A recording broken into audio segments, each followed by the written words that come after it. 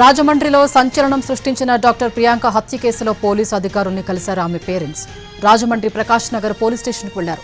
తమ కుమార్తెపై జరిగిన ఘటన అత్యంత దారుణమని, కారుతో పలుమార్లు ఢీకొట్టి హత్య చేసిన నిందితులకు కఠిన శిక్ష పడేలా చూడాలని కోరారు.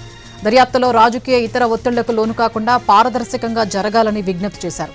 అనుమానాల్ని అధికారుల దృష్టికి తీసుకెళ్లి వాటిపై చర్యలు తీసుకోవాలని రిక్వెస్ట్ చేశారు. డిమాండ్లను లిఖితపూర్వకంగా పోలీసులకు అందజేశారు. అలాగే ఆదిత్య ప్రసాద్ మాల్పై కూడా ఫిర్యాదు చేశారు.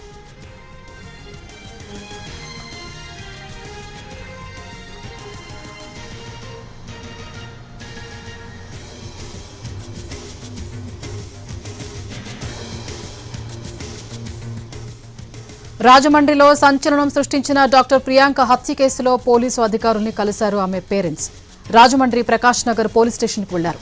తమ కుమార్తెపై జరిగిన ఘటన అత్యంత దారుణమని, కారుతో పలుమార్లు ఢీకొట్టి హత్య చేసిన నిందితులకు కఠిన శిక్ష పడేలా చూడాలని కోరారు. దర్యాప్తులో రాజకీయ ఇతర ఒత్తిళ్లకు లోను కాకుండా పారదర్శకంగా జరగాలని విజ్ఞప్తి చేశారు. అనుమానాల్ని అధికారుల దృష్టికి తీసుకెళ్లి వాటిపై చర్యలు తీసుకోవాలని రిక్వెస్ట్ చేశారు. డిమాండ్లను లిఖితపూర్వకంగా పోలీసులకు అందజేశారు. అలాగే ఆదిత్య ప్రసాద్ మాల్పై కూడా ఫిర్యాదు చేశారు. త్వరలో CM Chandrababu, deputy CM Pawan కళ్యాణ్ను సైతం కలుస్తామంటున్నారు ప్రియాంక పేరెంట్స్. ఈ ఘటనపై వైద్య ఆరోగ్య శాఖ మంత్రి ఇప్పటివరకు స్పందించకపోవడం బాధాకరమన్నారు. ఎఫ్ఐఆర్లో నిందితులు మద్యం సేవించినట్లు నమోదైందని తెలిపారు. ఈ నెల 3వ తేదీ రాత్రి ప్రియాంక వెళుతున్న స్కూటీని ఉద్దేశపూర్వకంగా 3 సార్లు కారుతో ఢీకొట్టారు. ఆ తర్వాత ప్రియాంక తలపై నుంచి కారు పోనిచ్చారు. ఆ ఘటనలో తీవ్రంగా గాయపడిన ప్రియాంక చికిత్స పొందుతూ ఈ నెల 9న మృతి చెందింది.